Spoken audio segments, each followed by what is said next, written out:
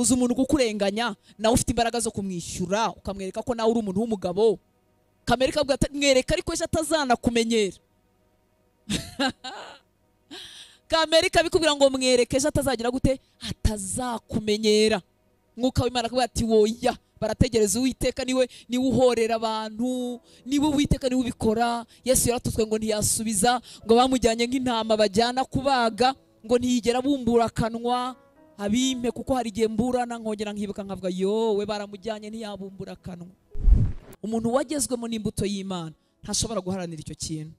Yesu ashimwe. Ahubwo aharanira kwirinda ubusambanyi, aharanira kubigendera kure. Hashobora kugira ibyago agasitara nubwo atari ko bikwiriye kugenda, Imana ishimwe cyane, ariko ntaharanira icyo. Ntayoborwa na kamere, ntaharanira kuzana impagarara muri korari, ntaharanira kuzana akaduruvayo, ntaharanira kugwisha abantu, ntaharanira gutera abantu irari. Sibyo aharanira. Icyo akora kubw'intege nkeya na Kristo utaragwirira muri we n'ijambo rikirimo rikeya, ashobora gusa n'uwo wa wundi ubiharanira, ariko si icyo umutima uharanira. Muranyumva nshuti z'Imana? Amahirwe rero Imana iguhaye ntibivuga ko ibibazo bidahari mu rubyiruko, ko uri muri kaminuza, ntibivuga ko udafite ibikugoye. Hari ibikugoye, ushobora no kufite buruse ya leta, ariko no kwegeranya ibisanzwe bikeya ukaba utabibona, amafaranga adahari, ari ibintu bigoye. Ariko hari amahirwe ufite ku buzima bwawe, hari amahirwe ufite kuba wakwicara ukumva ijambo ry'Imana, ujye rero uyasingira yose hatabuzemo na rimwe. Niba mu mutima wawe hakirimo izo ngamba zo guharanira ibyo kamere ishaka, uyu munsi wizere Kristo, araguha ubwo buntu, araguha izo mbaraga, araguha n'izo mbabazi. Nturakizwa. Ushobora kuba muri rasi udakijijwe, ibisanzwe. Ushobora kuba muri za kominote zose bavuze utarakizwa. Ushize numvise ubuhamya bw'abana, n'abana batoya muri kino gihugu bangana namwe.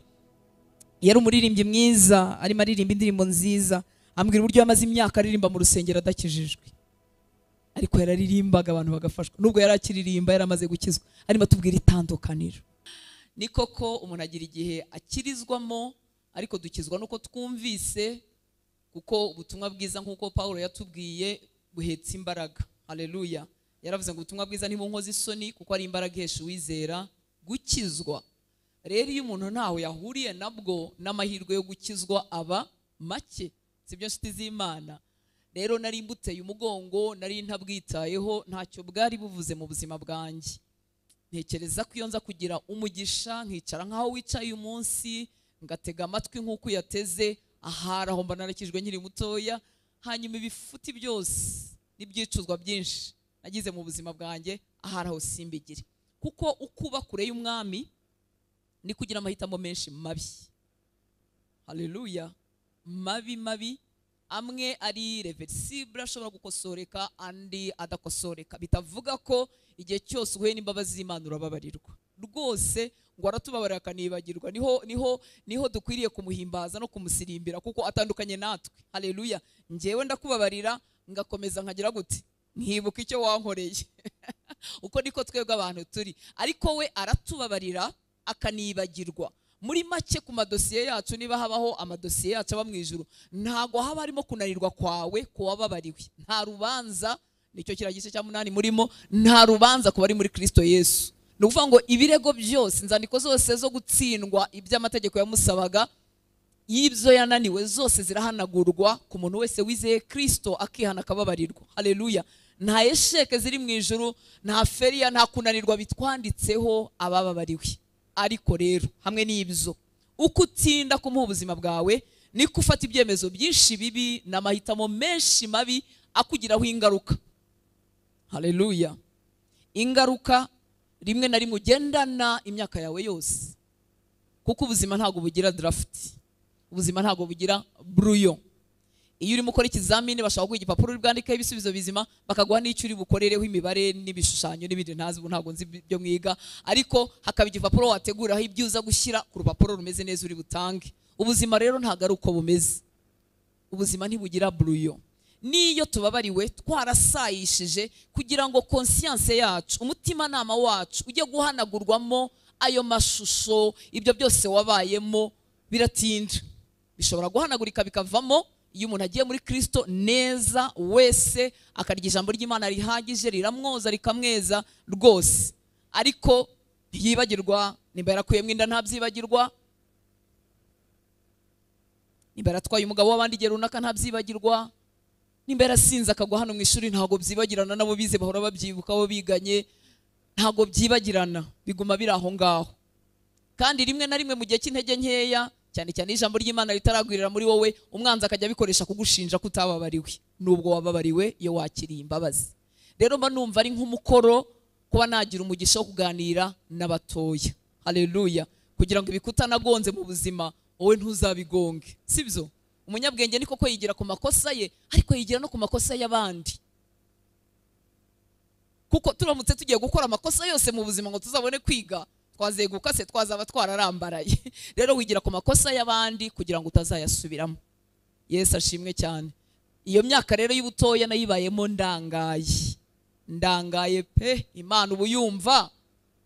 Rimwe na rimwe ujya no gusenga mu rusengero rwawe, ariko najyagayo ngomba kuba mperukayo, naraherukagayo kera cyane, ariko nka kuri Noheri no kuri impamvu runaka zatumye yinjira mu rusengero, ariko udafite Imana ya bugufi, ari wowe Imana y'ubuzima bwawe. Iki kintu tuvuze umuntu yumva kiremereye, ariko nimba ari nge wigenga mu byonjyamo naho njya, ubwo mba ni Imana y'ubuzima bwanjye. Imana ishimwe cyane. Mba nicaye ku buyobozi bw'intebe y'umutima wanjye. Kandi ijambo ry'Imana ryaratubwiye ngo umutima w'umuntu urashukana, ngo urusha ibintu byose gushukana. Iyo umuntu abirimo yiyoboye aba yumva azi n'ubwenge. Rimwe na rimwe ukajya ureba n'abashaka gukurikira Yesu, ukajya ubona bameze nk'abantu badakurikira, batazi ibigezweho, ibintu nk'ibyo ngibyo. Ariko ngo umutima w'umuntu urashukana. Ngewe nawo mutima w'umunyabwenge, iyo utaganzwe n'ijambo ry'Imana, iyo ijambo ry'Imana ritaganje, aba arimo yishuka. Ari igihe umuntu yishuka ari mu bintu bisa nk'aho ari byiza, ariko yishuka. Ngo kandi ngo uwo mutima ngo ni umutindi ntiwizera gukira. Ninde wawumenya uretse umuremyi wawo? Haleluya. Rero niba ugize amahirwe yo kuba mu ijambo ry'Imana, ndakwinginze kubw'imbabazi z'Imana, kugira ngo uwo mutima wawe n'ubwenge bwawe n'amahirwe wahawe n'Imana yo kuri mu ba intellectuel u Rwanda rufite, ntukayapfusha ubusa.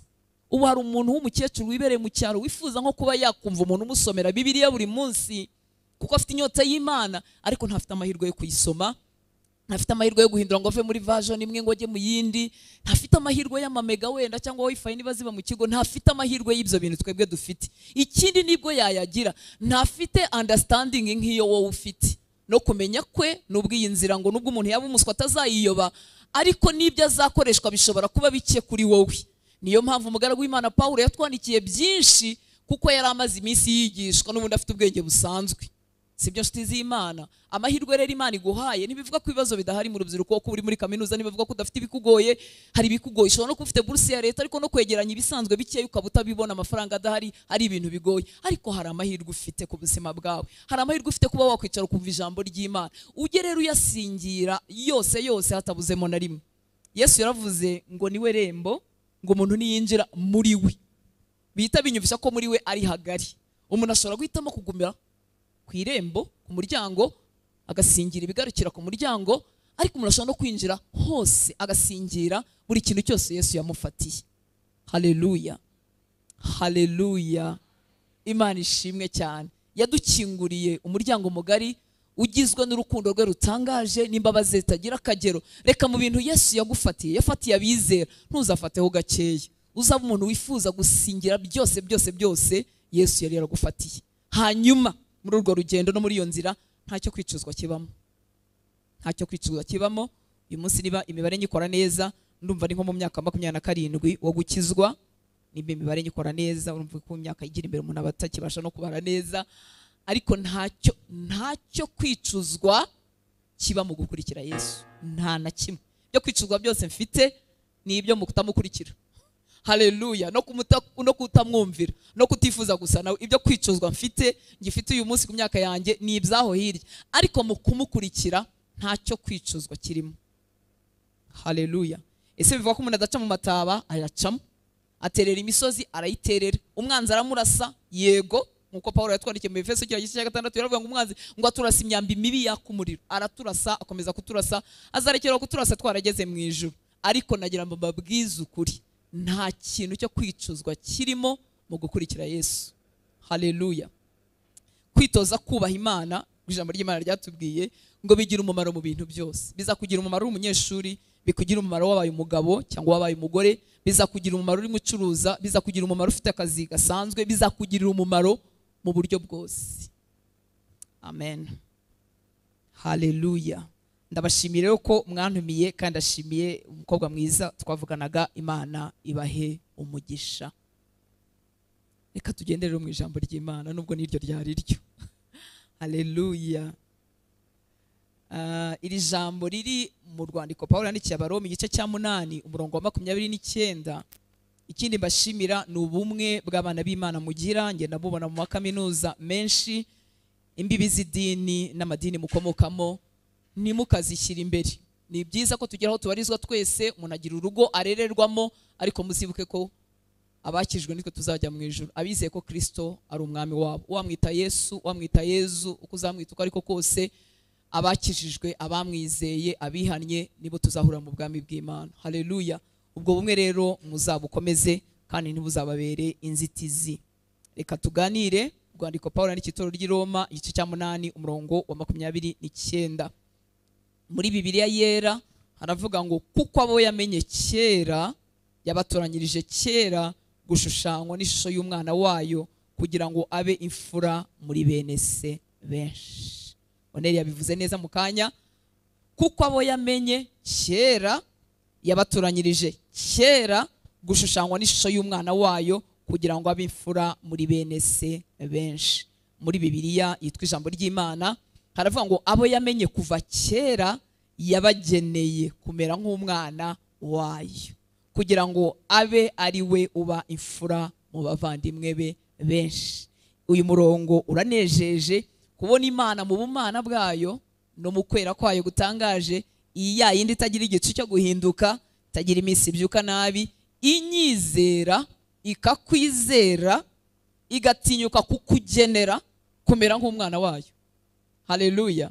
Igatinyuka kungenera kuzashushanywa n'umwana wayo. Izi ntege nke zanjye, izi gusitara kwanjye, itayobewe na kimwe. Buriya abantu dushobora kubajijisha kuko nyine batubona twitunganyije, ariko Imana ngo umucyo n'umwijima byose ni kimwe imbere yayo. Haleluya. Ntihishwa n'ibiri mu bitekerezo. Ibiri mu bitekerezo, Imana yabwiye Kayini irimo imubwira ngo ibyaha birimo biritugira ku rugi rw'umutima, ngo nyamara ushobora kubitegeka. Yari atarashyira hehe mu bikorwa, ariko byari birimo bimureshya, bimutera kugirira umuvandimwe w'ishyari, birimo bimureshya. Yari agifite imbaraga zo kubitegeka. Ibyo rero nabyo biri mu bitekerezo bikureshya. Ureba agakobwa ukumva uragashatse, ureba agasore ukumva uragashatse, ibyo bikureshya nabyo Yesu ntabihishwa, nabyo Data ntabihishwa, ariko we nta guciraho iteka. Ariko njyewe nari guciraho. Ntabwo niko buriya ntashoboye no kwihangana koko n'ubuntu Imana yamugiriye, ariko Data w'imbabazi ubona ibyo byose akugenera, we yatoranyije akaguhamagara, akugenera gushushanywa n'umwana we, kumera nk'umwana we. Reka tumuhe icyubahiro gikwiriye. Haleluya. Yatwizeye bikomeye, yadukunze urukabije, kandi yizeye imbaraga ze zikorera muri twebwe. Haleluya. Kuko gushushanywa n'umwana w'Imana si umurimo umuntu yagambirira ngo avuge ngo rero ngo mfashe ingamba ngo ngiye kwizirika cyane ngo nzabishobora ngo ndabigambiriye. Ni umurimo w'igitangaza Imana ikorera mu muntu. Haleluya. Kubera ko no kumenya ko ndi umunyabyaha ni umurimo w'igitangaza Mwuka Wera akorera muri njye. Njyewe igihe natsindwaga, igihe nakirijwemo ngatsindwa nkamenya ko ndi umunyabyaha, mbere yaho gato narinzi ko ndi umwana mwiza, nako n'ubundi nari umwana mwiza, ariko nari umwana mwiza urimo ugana mu irimbukiro. Nari ingeso nziza irimo igana mu irimbukiro. Umurimo w'igitangaza rero w'ubumana niwo akorera mu mutima w'umunyabyaha, akavuga ati burya uri umunyabyaha, nubwo uri ingeso nziza uri umunyabyaha, nubwo wiga amasomo yawe uri umunyabyaha, nubwo wenda udakopera uri umunyabyaha, nubwo wenda udasambana ariko uri umunyabyaha, kubera ko wavukanye akamero k'icyaha muri wowe. Uri mwene Adamu. Uko niko Adamu twese yatwanduje icyaha, ngo uko niko n'utarigeze akora icyaha. Rero Yesu mu buntu bwe no mu gukiranuka kwe niko twakira gukiranuka, tugahinduka gukiranuka kw'Imana kubera icyo Yesu yakoze. Haleluya. Imana ishimwe cyane. Hanyuma Imana iratinyuka, no gutinyuka iravuga ngo abo namenye kera, abo natoranyije kuva kera, nabageneye gushushanywa n'ishusho y'umwana wanjye. Sinabahaye kugarukira bugufi. Haleluya. Sinabahaye ngo bazaciririke bagira, ahubwo nabahaye kuzasa n'umwana wanjye. Mwibuka ko Yesu atigeze akora icyaha namba. Bibiliya tubwira ngo yarageragejwe mu buryo bwose kimwe natwe, ngo ariko we ntigeze akora icyaha. Yumviye se kugera mu rupfu, haleluya. Ariko data aratinyuka, arakwizera. Yizeye iki? Yizeye icyo Yesu yakoze ku musaraba, yizeye umurimo Umwuka Wera akorera mu bizera, yizeye ko nawe ukorera muri twebwe natwe bizakunda, tukagenda turushaho gusa na Yesu buri munsi, cyangwa umutima wo ukabyifuza. Haleluya. Umumaro wo kujya mu ijambo ry'Imana, umumaro wo kwiga, umumaro wo guterana, ni ukugira ngo icyo cyifuzo kirushaho kubyibuhira mu mutima wawe. Haleluya. Bitangira ari icyifuzo, bitangira ari inyota, bitangira tubishaka, hanyuma bikagenda bibyibuhira muri twebwe, hanyuma uko tumurebaho tukarushaho gusa nawe. Imana ishimwe cyane, nkuko wa muririmbyi yavuze. Iyi Mana rero yatinyutse wowe nanjye ikatugendera gusa n'umwana wayo. Mureke tuyibwire ngo ngaho dushoboze, ngaho icyo kintu wagambiriye gukora muri twebwe, haleluya, duhe kuba byo. Imana ishimwe cyane. Tugiye gusa rero nk'abasubiramo, hanyuma tugende mu rwandiko Pawulo yandikiye Abaroma. Nyine ahangaha twari turi, ariko tugiye guhera ku murongo wa mbere, murongo 29 turi bugarukeho, hanyuma mu mwanya wanyu wo gusenga wenda kuko ntituri bivugeho byose, ariko muzongere musome igice cyose, cyangwa muzongere musome igitabo cyose. Haleluya. Kuko bifite aho biva. Ntabwo tubyuka mu gitondo kimwe ngo iki cyifuzo cyangwa uku gukora ko gushushanywa n'umwana w'Imana aba ari byo duheraho. Oya, ahubwo ibyo ni umusaruro mwiza w'icyabanje gukoreka muri twebwe. Imana ishimwe cyane. Reka turebe rero, tuhereye ku murongo wa mbere. Ndakoresha Bibiliya yitwa ijambo ry'Imana, nizeye ko muyifite cyangwa muyifite mu matelefoni yanyu aho bikunda, ariko wasoma na Bibiliya yera ntacyo bitwaye. Ahubwo umuntu yibaza ati Bibiliya ijambo ry'Imana ni iki? Ariko benshi murabizi, abakunzi ba Bibiliya, ni Bibiliya yanditse mu Kinyarwanda cy'uyu munsi gisanzwe. Murabizi ko ururimi rurakura rurahindagurika. Iri rero mu Kinyarwanda cyoroheje, niyo mpamvu rimwe na rimwe umuntu ayiyambaza. Iyo nsoma Bibiliya ndi njyenyine ndimo kwiga ijambo ry'Imana, nigira muri Bibiliya yera, kuko uba wumva urwo rurimi wararumenyereye, biryoshye, bigufasha bijyanye n'ibyo usanzwe warumvise. Ariko iyo ndimo ushaka kumva ijambo kurushaho, mva muri Bibiliya yera nkajya no muri Bibiliya ijambo ry'Imana kugira ngo muzumve kurushaho. Reka rero tugendane muri Bibiliya ijambo ry'Imana kuva ku murongo wa mbere, urwandiko rw'Abaroma igice cya 8 umurongo wa mbere. Hadutangiranira inkuru nziza. Nimuza gusoma igice cya 7, niho harimo ya magambo Pawulo ajya avuga, akavuga ngo ashaka gukora icyiza, ikibi kikamutanga imbere.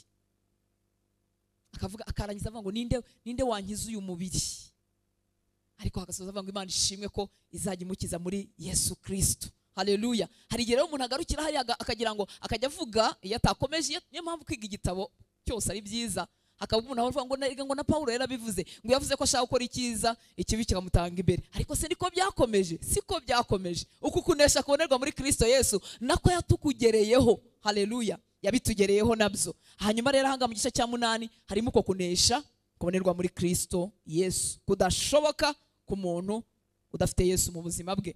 Ngo ubu rero niko hatangira. Iyi ni inkuru nziza. Ngo ubu rero abari muri Kristo Yesu nta teka bacirwa. Haleluya. Ubu rero abari muri Kristo Yesu nta teka tuzacirwa, nta rubanza dufite imbere y'Imana yacu. Turukijijwe n'iki? No kuba muri Kristo Yesu. Imana ishimwe cyane. Hanyuma ku murongo wa 2 ngo kuko gutegekwa na mwuka, turamera nk'abiga kuko nyine tujye kugenda umurongo ku murongo. Ngo kuko gutegekwa na mwuka w'ubugingo buri muri Kristo Yesu kwankuye mu buja bwo gutegekwa n'ibyaha n'urupfu.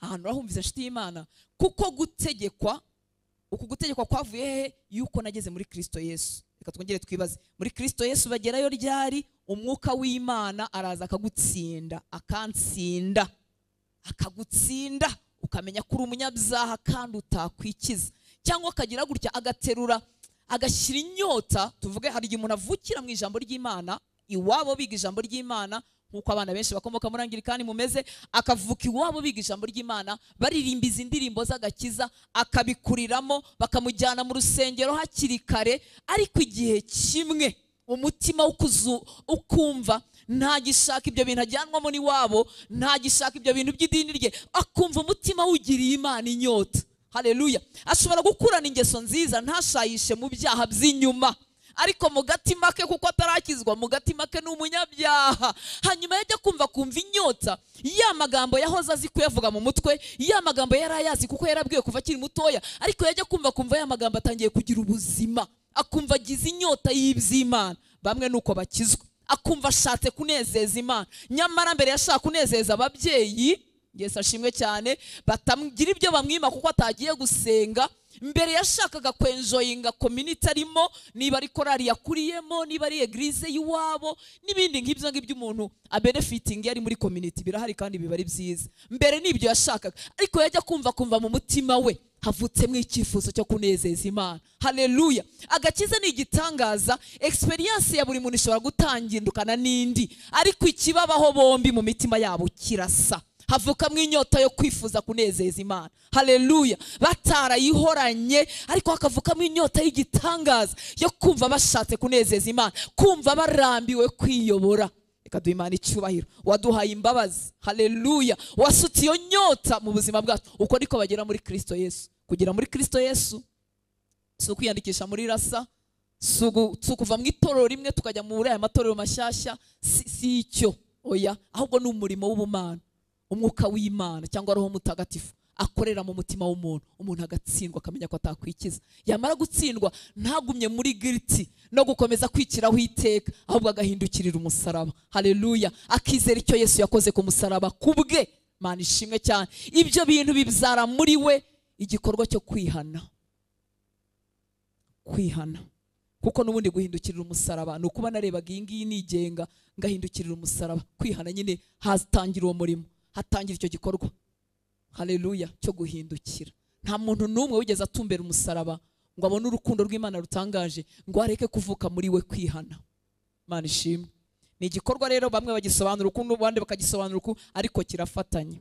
Hari ugutsindwa k'umutima amenya ko ndi umunyabyaha, hari ukwizera icyo Yesu yakoze ku musaraba, hari ukwihana. Hari igihe abantu bamwe bavuga ngo habanza kwihana ntacyo bitwaye, hanyuma hagakurikiraho kureba ku musaraba. Uko umuntu yabitondekanya, icyo tuzi nuko uwo murimo umutima wakozwemo, uwo mutima na nyirawo bamenya ko hari ikintu cyabaye. Mana ishimwe cyane. Ntushobora kuyoberwa ko wakijijwe. Hari n'igihe ubyitiranye iby'umunsi n'amasaha, ariko ibihe byabereyemo. Haleluya! Niba warakijijwe ntushobora kubiyoberwa, kuko ni event mbuzi ko nyita, ni ikintu cy'igitangaza cyakoretse mu buzima bwawe. Niba ushobora kwibuka itariki watangiriyeho kaminuza, ukibuka igihe wagiye gusurira Rubavu, ukibuka igihe wenda wigeze kwambuka umupaka ukajya mu kindi gihugu, ukibuka igihe kanaka w'inshuti yawe yitabiye Imana, ukibuka mwene ibyo bihe biri bouleversa mu buzima bw'umuntu, ntushobora kuyoberwa ko wakijijwe niba warakijijwe. Niba utabizi, simvuga kumenya umunsi mu mutwe ko nanjye wanjye ntawo nzi, nagiye kwakira akakiza inshuro nyinshi, ariko ibihe nakirijwemo ndabizi kuko hari ikintu cyabaye. Haleluya! Ndakubaza rero nshuti y'Imana, ese icyo kintu turimo tuvuga cyabaye cyakubayeho? Iyo nyota yavutse mu mutima wawe, kwifuza kwihana no gutangira kuyoberwa n'Imana byavutse mu mutima wawe. Abo rero nibo twavugaga, abo nibo bageze muri Kristo Yesu. Abo rero kandi nta teka rizabacirwaho, nta rubanza bafitanye n'Imana. Haleluya! Baremewe bidashingiye ku cyo bakoze, kubera icyo Yesu yakoze ku musaraba. Ariko Imana ni inyembabazi, uzi kumfata igasanga bitazavamo, ariko ibyo Yesu yakoze nkabibarwaho. Uko bagenda bamenya ijambo ry'Imana niko nta rubanza bagendana, nta bwoba bw'ejo hazaza, nta bwoba bw'urupfu. Baratekanye muri Kristo Yesu, kuko Yesu ntarimwe abarega, ahubwo ni umuvugizi. Iyo Satani abareze, Yesu aravuga ngo uriya nawe namumeneye amaraso, uriya nawe afite ikimenyetso cy'amaraso kuri we, akavuga ngo afite intege nkeya, ariko ndicaye iburyo bwa Data ndimo mwingingira, ejo azagwiza imbaraga, ejo azagwisa gusa nanjye. Haleluya! Kubera ko ijambo ry'Imana ravuga ngo wabisawe n'Imana wese anesha iby'isi. Uyu munsi yaneshejwe, ariko ejo azanesha. Haleluya! Niyo mpamvu mu bigereranyo Yesu yaduhaye, muri ya migani yagiye aduha yo kutugereranyiriza ubwami bw'Imana, yaravuze ngo bumeze ngo ubwami bw'Imana ngo bushobora kandi kugereranywa ngo n'agabuto gato ka sinapi, ngo ni gato mu mboga zose, ngo ariko iyo gatewe mu murima kazakura, ngo kazahinduka igiti kinini cy'inganzamarumbu, ngo inyoni zizaza zarike muri ubwami bw'Imana. Uwo bwagezemo buzakura. Mana ishimwe cyane, azahinduka. Haleluya! Ntashobora kuzakomeza kumera nk'uko yari asanzwe. Ashobora kugwingira yatumva ijambo ry'Imana rizima rikwiriye, ashobora kugwingira nk'imbuto yageze ahantu ntivomererwe ariko azakura. Haleluya. Ijya azahura n'amazi, ijya azahura n'ijambo rizima, ubuzima bwe buzajya buhinduka buri munsi. Uko rero niko twavugaga uburyo bagera muri Kristo Yesu. Hanyuma abo ngabo rero nta teka bazacirwa, nta rubanza bafitanye n'Imana. Umworera wabatandukanyaga n'Imana wakuweho. Maze iminsi ntekereza kuri iri jambo nitubwira ngo mu gihe gikwiriye Kristo yadupfiriye ngo tukiri abanyabyaha, turi abanyantege nke, ngo tukiri abanzi b'Imana. Kubera ko inyigisho zirimo zitera zo mu gihe cya nyuma zitinya kubwira abantu ko ari abanyabyaha. Nta nubwo twari abanyabyaha gusa, twari n'abanzi b'Imana. Umwanzi ni umwanzi. Ushake kuba nari ingeso nziza, umuntu aba yari ingeso nziza, ati kuko hari abantu bakurana ingeso nziza b'imfura batanduranya, batashayisha mu bintu bibi, ariko abo nabo Bibiri bita abanzi b'Imana. Bari abanzi b'Imana. Hagati yabo n'Imana harimo umworera munini, ntaho bari guhurira. Iyo umuntu rero yamenye ko yari umwanzi w'Imana, nibwo aha agaciro icyo Yesu yakoze ku musaraba. Burya nari umwanzi w'Imana.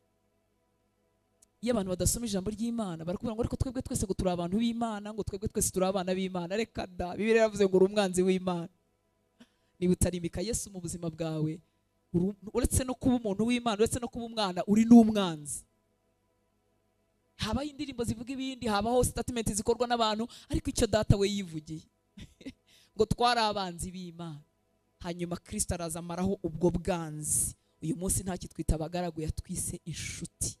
Turi abana, turi inshuti, turi abakozi bakorana na data. Haleluya. Turakorera mu rugo rwa data. Nituva muri uyu mubiri tuzataha mu ijuru. Tukiri n'ahangaha tubereho gusa nawe, tubereho kumuhesha icyubahiro, tubereho gutuma ririya sengesho Yesu yasenze ngo ubwami bwawe buze, tubereho kuba ibikoresho bituma ubwami bw'Imana buza mu isi. Reka tumuhe icyubahiro, watugiriye imbabazi. Haleluya. Izo mbabazi ntizigucike kuko ni izawe. Yagiye ku musaraba ku bwawe. Abavuga ubutumwa bakunda kubivuga ngo niyo uza kuba uri wenyine, kandi niko kuri. Niyo uza kuba uri wenyine mu isi, nabwo Yesu yari gupfa ku musaraba, kuko yifuza ko abantu bose bamenye ukuri bagakizwa. Haleluya. Abo rero bageze muri Kristo Yesu. Ku murongo wa 2 batubwira ngo hari irindi tegeko riza rigakorera muri bo. Imana ishimwe cyane.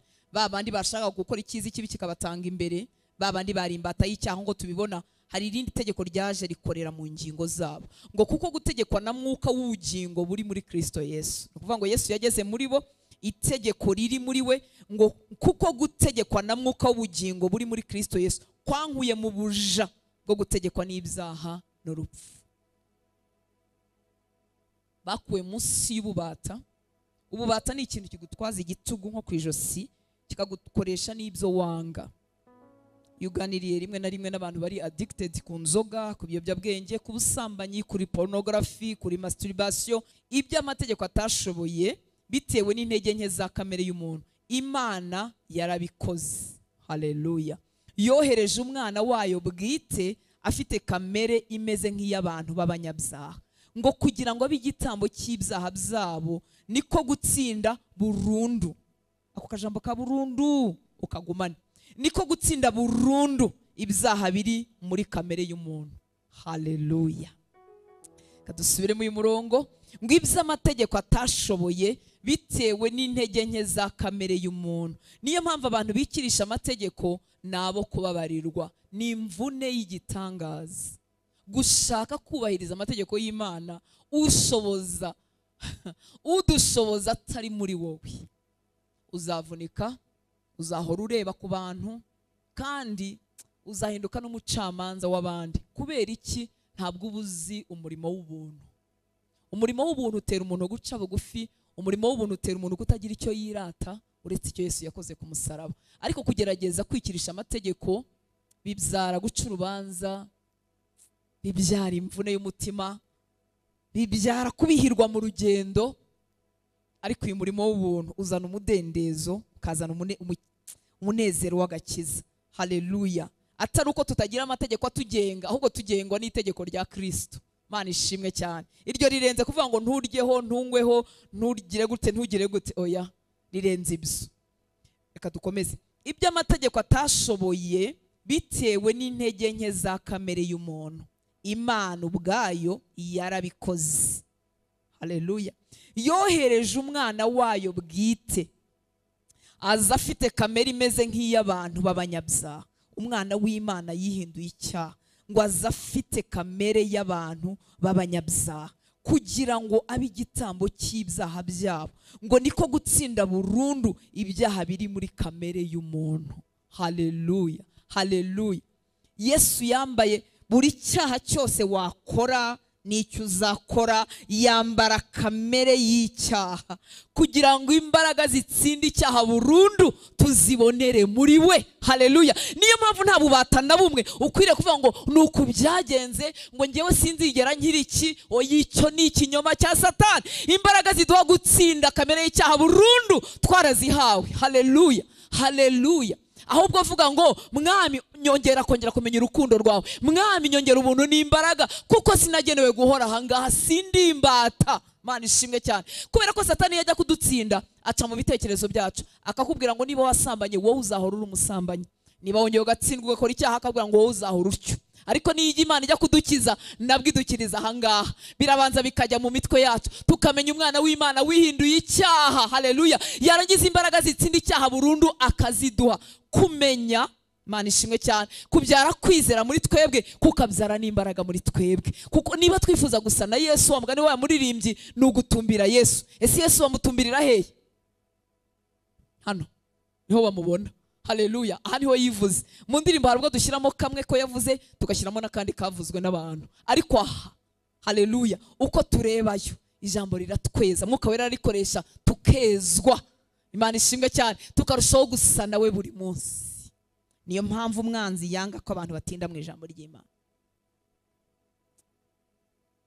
Reka ncishe mwaka nubwo nako muri experience ntago umuntu yagasobanura mu buryo buri theologique, ariko ndumva nagacishamo a titre d'information kugira ngo tumenye mu murimo wo gufasha abantu bagize ibyago no guterwa n'imyuka mibi, ibyo abantu bakunda kwita deliverance.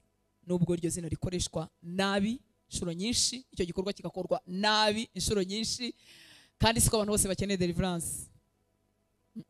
Hari abantu bageze muri Kristo Yesu, ni koko bahindutse ibyaremwe bishya, nta migozi y'ibintu byinshi bibaboshye, nta n'ibimenyetso byo kuba bariho. Ariko reka mvuga ka kuko muri experience dukura nako, kugira ngo bise nk'ibyadukangura kumva uburyo ijambo ry'Imana no gusenga bifite umumaro. Mbuze uko mbivuga, ariko reka mvuge ngo kuruta kuririmba cyangwa se ubwami bw'umwijima ko butinya ijambo ry'Imana ko ryajya mu muntu, bugatinya ko umuntu yasenga kuruta uko yaririmba. Utise byagenze biti? Muri abo bantu duhura nabo bigenda gutyo, umuntu ashobora kuririmba akaririmba indirimbo z'Imana bigakunda, afitwe n'imyuka mibi. Muri bike nabonye, yajya gusoma ijambo ry'Imana umwanya bikanga, yajya gusenga bikanga. Ubwo n'abantu ariko bafite kuboha gukabije, afite kuboha gukabije, yatangira gusoma ijambo ry'Imana ibitotsi ngo pafu bigahita bimufata. Yatangira gusenga ya myuka mubi igahita manifest, kubera ko ntibishaka ko agira izo mbaraga, ntibishaka ko ijambo ry'Imana rijya muri we, kuko nirijya muri we riramubwira uwo yabaye we muri Kristo, rimumenyesha position afite mu mwami, agira imbaraga zo kurwanya ibyo birimo bimurwanya. So mu buremere rero nicyo bikora mu bantu biratangaje, ariko nasanze mwene uwo muntu yashoboraga kuririmba izi ndirimbo zose z'Imana turirimba, akazimaramo umwanya nta atake n'imwe aragira. Karakantu gusa kugira ngo kaguhe kwita ku ijambo ry'Imana, kuko iri jambo rizatuzanamo impinduka, rizatumenyesha abo turi bo muri Kristo Yesu. Haleluya. Reka twikomereze, sinzi impamvu kaje. Amen.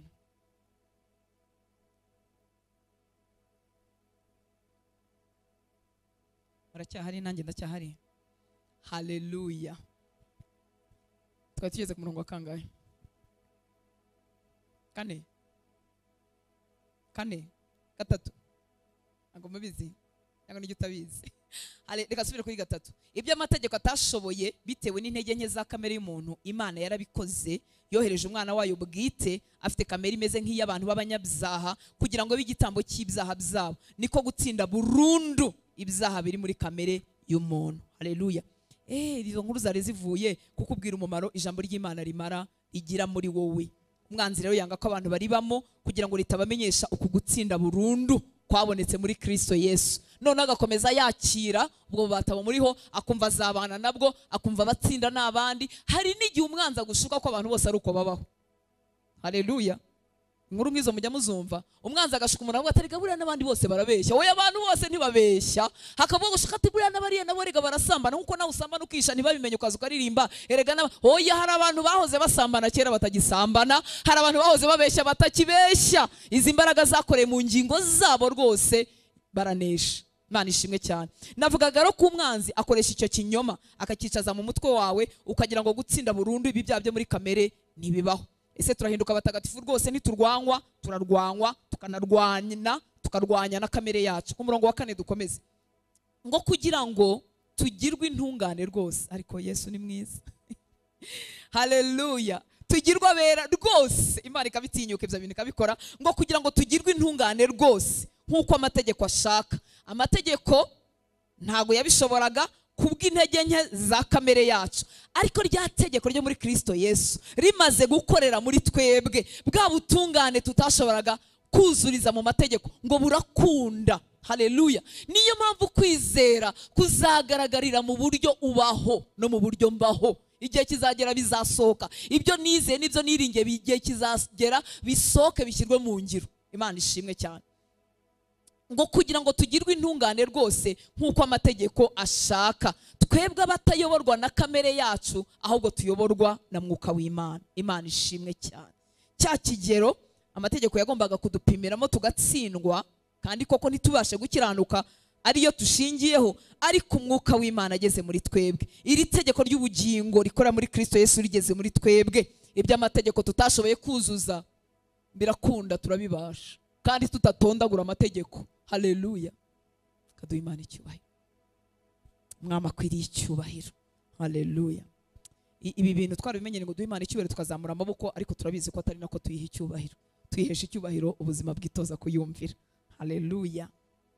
Reka dukomeze ku murongo wa 5. Abayoborwa na kamere yabo baharanira ibyo kamere yabo ishaka, naho abayoborwa na mwuka baharanira ibyo mwuka ashaka. Mwumve, abayoborwa na kamere yabo baharanira ibyo kamere yabo ishaka, naho abayoborwa na mwuka baharanira ibyo mwuka ashaka. Guharanira ibyo kamere ishaka bibyara urupfu, naho guharanira ibyo umwuka ashaka bibyara ubugingo n'amahoro. Haleluya. Iki kintu kirakoreka mu muntu wakijijwe. Niyo yaba yakijijwe mu cyumweru kimwe cyangwa 2 agahura n'ijambo ry'Imana, kwifuza guharanira ibyo mwuka ashaka, icyo cyifuzo kivuka mu mutima we.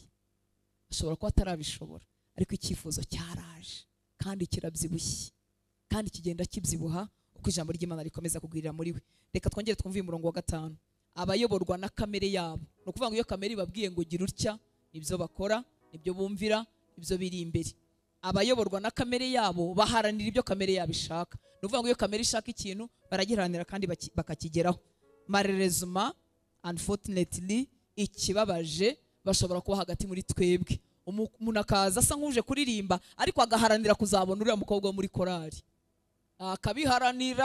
Akabiharanira igiteye agahinda, ashobora kubigeraho cyangwa se ntabigereho kubw'ubuntu bw'Imana. Ariko mwumve icyo aharanira. Umuntu wakijijwe rero, umuntu wagezwemo n'imbuto y'Imana, ntashobora guharanira icyo kintu. Yesu ashimwe. Ahubwo aharanira kwirinda ubusambanyi, aharanira kubigendera kure. Hashobora kugira ibyago agasitara, nubwo atari ko bikwiriye kugenda. Imana ishimwe cyane, ariko ntaharanira icyo. Ntayoborwa na kamere, ntaharanira kuzana impagarara muri korari, ntaharanira kuzana akaduruvayo, ntaharanira kugwisha abantu, ntaharanira gutera abantu irari. Sibyo aharanira. Icyo akora kubw'intege nkeya na Kristo utaragwirira muri we n'ijambo rikirimo rikeya, ashobora gusa n'uwo wa wundi ubiharanira, ariko si icyo umutima uharanira. Muranyumva nshuti z'Imana? Haleluya. Haleluya. Dukunda kuvuga iki kintu kugira ngo abantu be kwiciraho iteka, tuvuga ngo araharanira kugera iyo ajya, ariko yanyujijemo arasitara. Reka mbabwire, si ihame ko abantu bahora bagenda basitara, si n'ihame ko abantu basitara.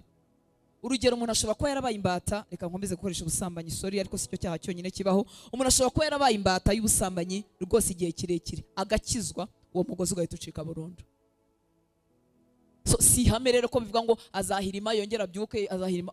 Hari abantu bafite ubuhamya bakomeje kugenda barushaho gusa na Yesu. Uyu munsi barushaho gusa na Yesu. Inyota batangiranye agakiza yagiye irushaho kugwira. Amen. Si ihame rero ko ngomba kongera nkamanuka, nkongera nkabyuka, nkongera oya, si ihame. Haranira gusa na Yesu, umutima wawe n'ubyifuza, hanyuma udushoboza nawe azakora umurimo we. Abayoborwa na kamere yabo baharanira ibyo kamere yabo ishaka, naho abayoborwa na mwuka baharanira ibyo umwuka ashaka. Ese ibyo umwuka ashaka ni ibihe? Ni ukudutera gusa na Yesu, ni ukudutera kugira iyi shusho y'umwana w'Imana. Nibyo baharanira. Bashobora gutsindwa, bashobora kunanirwa, ariko umutima wabo, ubwenge bwabo, ubuzima bwabo, iyo barimo basenga, iyo barimo biga ijambo ry'Imana, iyo barimo baterana, icyo umutima wabo haranira ni iki ngiki, ni ugukora icyo umwuka ashaka. Mana ishimwe cyane. Guharanira ibyo kamere ishaka bibyara urupfu. Mwabyumvise? Guharanira ibyo kamere ishaka nkabishyiramo imbaraga, ibyo nibyo bigeze umuntu mu rupfu. Ngo naho guharanira ibyo umwuka ashaka bibyara ubugingo n'amahoro. Haleluya. Bibyara ubugingo n'amahoro. Hari amahoro azanwa no kubabarirwa, hari amahoro azanwa no ku bucuti bwacu n'Imana bugenda burushaho kwimbika. Haleluya. Ku murongo wa 7 ngo niyo mpamvu abaharanira ibyo kamere yabishaka ari abanzi b'Imana. Muribuka abantu b'abanzi b'Imana bari bo? Ni abantu batarungwa n'Imana. Bimwe mu bituma kwibeshya mu rugendo, simbikubwirira kwiciraho iteka, oya, ndabikubwira kumenya itandukaniro. Ngo niyo mpamvu abaharanira ibyo kamere yabishaka ari abanzi b'Imana. Ntibumvira amategeko y'Imana, nta nubwo bashobora kuyumvira. Ubushobozi bwo kumvira amategeko y'Imana ntibuba muri bo. Kubera iki? Baracyari abanzi b'Imana. Yesu ashimwe. Yesu ashimwe. Mwumvise itandukaniro? Bo baraharanira ibyo kamere ishaka. Ibyo kamere basabye baharanira kubigeraho, barabigambirira. Nizo ngamba ziri mu mitima yabo. Kwifuza no kurarikira kwabo barakugaburira, kuko ntibarungwa n'Imana. Uwunzwe n'Imana irari ryamukomangira, kamere yamusaba, yanayigaburira, ariko ntaharani, si cyaharanira, sizo ngamba ziri mu mutima we. Niba mu mutima we hakirimo izo ngamba zo guharanira ibyo kamere ishaka, uyu munsi wizere Kristo, araguha ubwo buntu, araguha izo mbaraga, araguha n'izo mbabazi. Nturakizwa. Ushobora kuba muri rasi udakijijwe, ibisanzwe. Ushobora kuba muri za kominote zose bavuze utarakizwa. Ushize numvise ubuhamya bw'abana, n'abana batoye batuye muri kino gihugu bangana namwe. Yari umuririmbyi mwiza, arimo aririmba indirimbo nziza, ambwira uburyo yamaze imyaka aririmba mu rusengero adakijijwe, ariko yararirimbaga abantu bagafashwa. Nubwo yari akiririmba yaramaze gukizwa, arimo atubwira itandukaniro. Yabagaho uko ashaka, yaharaniraga ibyo kamere ishaka kandi akabigeraho. Niyo mpamvu abaharanira ibyo kamere yabishaka n'abanzi b'Imana. Aba bantu rero ntabwo twabasaba inoteme murimo ngo tubasabe gusa na Yesu, kuko imbaraga zibatera gusa na Yesu ntabwo ziragera muri bo. Icyakora babazi z'Imana ziradukingukiye twese. Amaboko ya Yesu araturamburiye, ahora dutegereje nka se wa mwana w'ikirara. Se wa mwana w'ikirara ndamukunda. Nta muntu wamubwiye ngo umwana araje. Urukundo ategerezanya umwana we rwamuteraga guhora areba aho umwana azahingukira. Uko niko data dutegereza. Haleluya. Mbabazi ze zituma duhozaho amaso, akavuga turutansa azagaruka ryari. Ese ko nakira gisiza adakijijwe, ninde uzamugezaho inkuru nziza? Ninde mu Kristo azabona we imbuto akifuza gusa nawe? Amaso ya data nuko ahora dutegereje inshuti z'Imana. Haleluya. Kandi iyo duhingutse atwakirana nayo. Imana iratangaje. Ubundi abantu batangiye kubasha gukora ibintu bitandukanya n'abatabibashije. Niko abantu tumeze. Iyo twagize imbaraga twifuza kugendana n'abanyembaraga. Abanyantege nke baradukereza, batuma tubatindaho. Twifuza iyo twatagiye kumenya gukora ibintu neza, twifuza ko tubona abandi bantu babikora neza. Ariko data niwe wenyine wera, utagira isoni zo kwegerana n'abatera, yuzuye imbabazi ku buryo kwegera kwera kwe ntago bidutera complex, ahubwo biratwattractinga. Sinzi niba ari wicarana n'umwana w'umunyabwenge cyangwa n'umuntu w'umunyabwenge ukora ibintu neza, ubivuga neza, ukajya wumva wowe waburiyemo. Ariko data, haleluya, yuzuye imbabazi, yuzuye kwera, ngo ntagira n'igice guhinduka, ariko yiyegereza abanyabyaha. Mu bintu bagayaga Yesu, bamugayaga ko ari inshuti y'abanyabyaha. Hahandi wa mugore yamusize amavuta ku birenge ngo akajya arira ku birenge bye, nyiri urwo rugo yaravuze ati ariko uyu muntu yaba umuhanuzi kweri, yari kumenya ko uyu mugore urimo umwegera ari umunyabyaha. Ariko Yesu imbabazi ntiyigeze yirukana umugore w'umunyabyaha. Haleluya. Hahandi hano nanone muri Yohana igice cya 8 bamubuzaniye umugore bafasha sambana. Gufata ni ugufata, si igihuha. Ntago ari twumvise bavuga ko yasambanye, ntago ari bavuga ko asambana, bari bamufasha agira gute asambana. Kandi nawe ndatahamya ko yarafite ikimwaro cyinshi. Ikintu gitangaje no kuba bamuzanye wenyine nkaho yasambanaga n'igiti. Ariko bamuzaniye umukiranutsi, uwera, umunyembabazi, ntiyamuciraho iteka. Yesu tuzamubona amaso ku maso. Haleluya.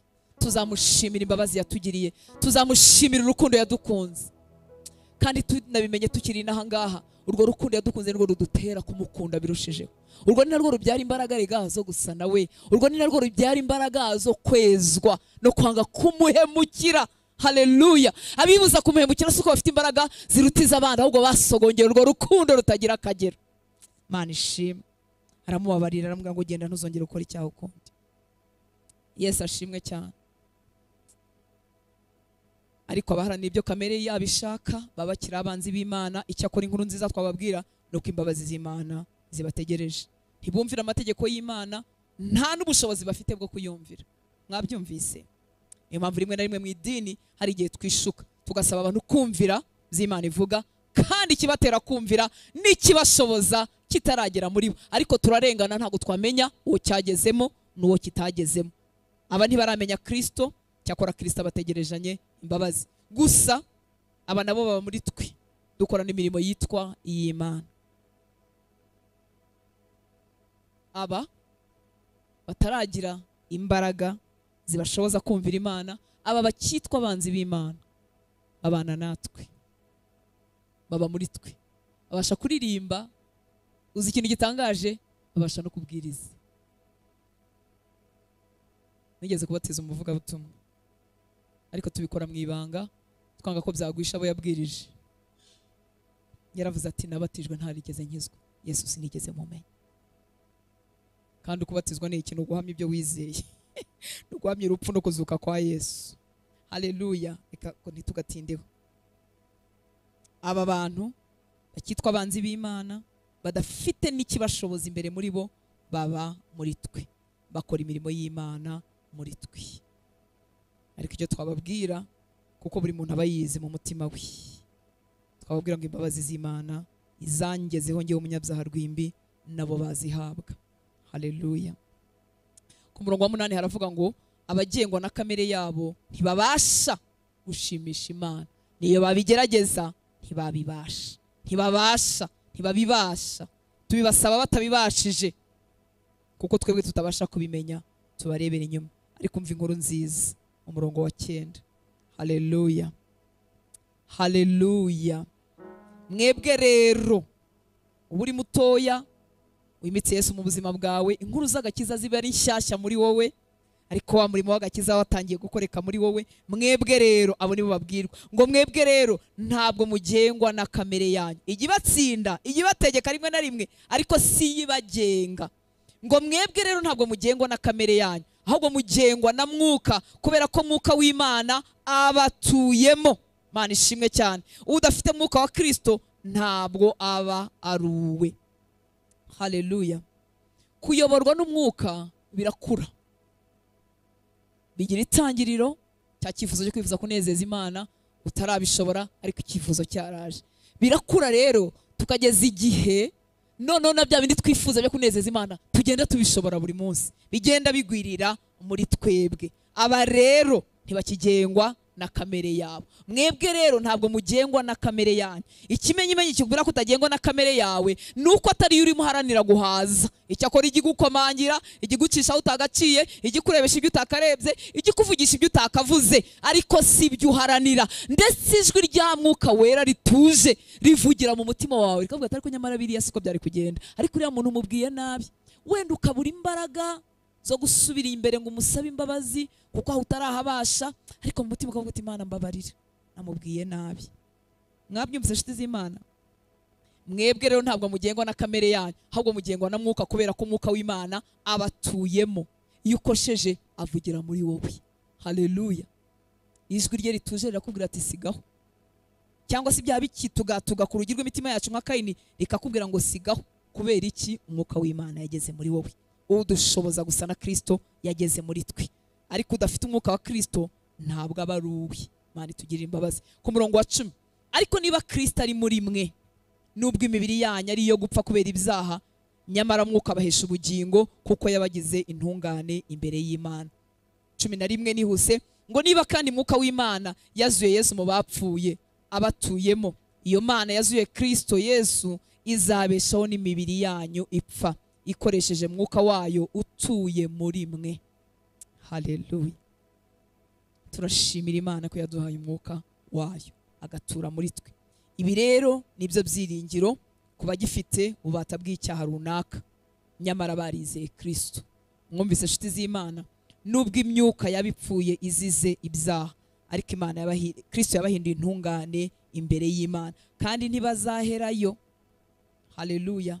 Ntibazaherayo kuko ntibakiri imbata. Bazakura gusa na Kristo kuzagenda gukwirira muri we, kandi wa murimo Mwuka Wera yatangiye muri bo uzagenda ubyibuha, uzagenda ubyibuha, uzagenda ubyibuha. Imana ishimwe cyane. Umurongo wa 12 ngo bityo rero bavandimwe, twahawe inshingano, atari kamere yacu idushinze ngo tubeho uko ishaka. Twahawe inshingano ubu muri no minsi nyuma yo gukizwa kwawe, ufite inshingano yo kubaho uko Imana ishaka. Ntibikomoka muri kamere yacu, bikomoka kuri wa murimo w'Imana watangiye muri twebwe. 13 niba mubaho uko kamere yanyu ishaka, muzapfa. Ngo naho niba muheshwa na Mwuka gutsinda imigirire muterwa na kamere yanyu, muzabaho. Nagira ngo wumve kano kantu gatinde muri wowe. Niba muheshwa na Mwuka gutsinda imigirire muterwa na kamere yanyu, muzabaho. Mwaheshejwe na Mwuka gutsinda. Iyo habayeho gutsinda, habayeho n'iki? No kurwana. Uwakijijwe ntago yahindutse nka robo cyangwa robot, ntago yahindutse icyuma, igikoresho kiri hariya. Mwuka Wera kandisha telekomandi mu nyumva shiti z'Imana, kuko abiringira ubuntu bw'Imana habubwo uyu murimo Mwuka Wera akomeza gukora mu mitima bawuyoberwa, kandi nyamara dukwiriye kuwumenya. Mwumva uko ijambo ritubwiye ngo niba muheshwa na Mwuka gutsinda imigirire muterwa na kamere yanyu, muzabaho. Mwuka yabahesheje iki? Gutsinda. Yaduhesheje gutsinda twebwe. Nukuvuga ngo habayeho imirwano hagati y'ibyo kamere yifuza irarikira n'ibyo Umwuka ashaka. Haleluya. Hanyuma bahawe ikibashoboza, baratsinda, ariko batsinze banesheje. Kamere yakubwiraga ngo rebayo. Muracyakopera ibinyo gupera biracyabaho? Cyangwa byarangiranye n'igihe cyacu? Muracyacura inkota? Ziracyitwa inkota?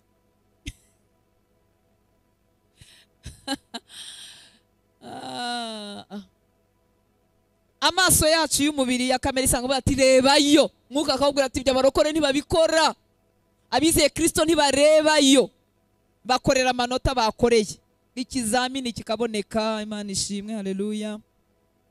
Ntago biboneka data.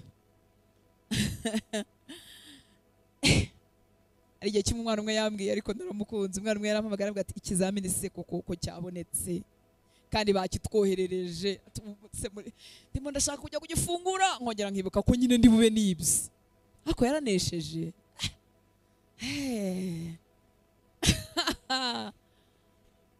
Ati ubu nari ntegereje. Urumva? Iyo Mwuka Wera yahageze, aba yarahageze, uzamwirengagiza, ariko azaba yavuze, azavugira mu mutima wawe. Ubwo yarantegereje, ariko urumva nyine nk'amabura kindi. Ubundi Mwuka Wera yari yamubwiye none aranyandikira kuri WhatsApp ngo ariko ategereje araho hagati na hagati. Ngese umunyine ko cyabonetse none se ubwo bimbaga ni bumubwire ngo ikingo narebeho. Ati nubu nteye inkunga sinye igifungo reka nihangane. Ariko uzi kwihangana ugatsindwa abantu bose babonye ikizamini. Ariko reka nkubwire nutitoza kwanga kureba ikizamini, nutitoza kwanga kwiba amanota, n'igihe nikigera ugakora amafaranga y'abandi nayo uzayiba. Kuko igikenewe uyu munsi n'amanota, ikizaba gikenewe ejo hazaza n'amafaranga, ariko n'uyu munsi murayakeneye. Ariko hariya noneho bizaba ari ibindi. Mani tugirire imbabazi. Mwuka Wera rero azavugira muri twe. Niba muheshwa na Mwuka gutsinda, ruvuga ngo urugamba rwa kamere n'ibyo Umwuka ashaka ruzahoraho. Abafite inyota yo gusa na Yesu bazahora bitoza kunesha ibyo kamere yashakaga, bayihakanire. Uzi umuntu kugutuka nawe ufite umunwa wo kumusubiza. Uzi umuntu kukurenganya nawe ufite imbaraga zo kumwishyura, ukamwereka ko nawe uri umuntu w'umugabo.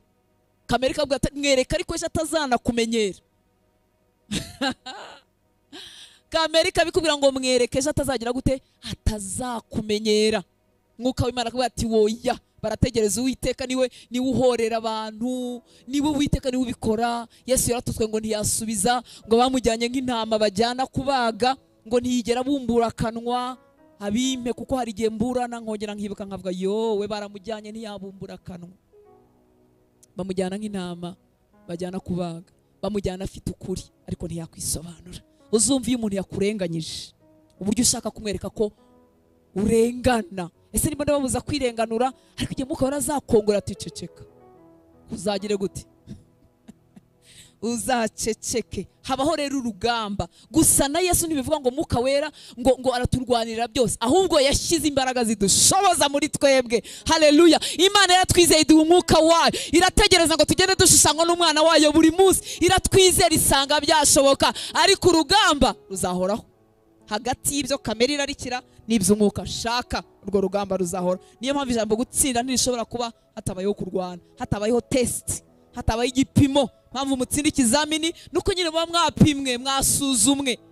Imana ishimwe cyane. Gutsinda rero iyi migire duterwa na kamere, kuyitsinda, ikiduha gutsinda cyageze muri twe, ariko ntiwatsinda utarwanya. Niba muheshwa na Mwuka gutsinda imigirire muterwa na kamere yanyu, muzabaho. Haleluya. Kandi tuzabaho turushaho gusa na Yesu, kandi tuzabaho tunezeza Imana. Ukwiriye rero niba wifuza gusa na Yesu, guhagurukira uru rugamba ukaruhagaramo n'amaguru yawe yombi, urugamba rwo kurwana na kamere yawe. Ubu twashoje urugamba rwo kurwana na kamere yacu kugira ngo turusheho gusa na Yesu, kubera ko udushoboza yageze muri twebwe. Haleluya. Mugaragu w'Imana witwa intumwa y'ubuntu. Intumwa y'ubuntu ninde? Pawulo, mugabo w'Imana wishuriwe ubuntu bw'Imana, akatubwira ko agakiza katabonerwa mu mategeko, ko nta mirimo, ko atari ugukebwa, ko atari ukubahiriza bya bindi byose. Intumwa y'ubuntu irangije yongera kutubwira intambara ya kamere, kandi ari intumwa y'ubuntu. Mu rwandiko rwe yandikiye itorero ry'i Korinto igice cya 9:27. Urwandiko rwe yandikiye ab'i Korinto rwa mbere 9:27.